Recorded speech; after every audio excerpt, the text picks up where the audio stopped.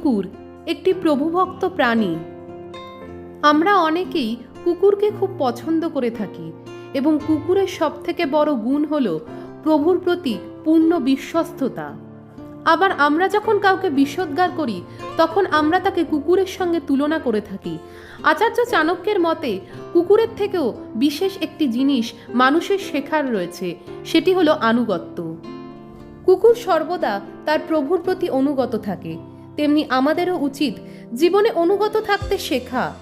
গুরুজনদের প্রতি, নিজের শিক্ষক শিক্ষিকাদের প্রতি, যারা কিনা সর্বদা বটবৃক্ষের মতো ছায়া দিয়ে আমাদের রক্ষা করে, জীবনে চলার পথে আলো দেখিয়ে সামনে অগ্রসর হতে সহায়তা করে, তাদের প্রতি আমাদের অনুগত থাকা একান্ত বাঞ্ছনীয়। তারা আমাদের ত্রাণকর্তা স্বরূপ।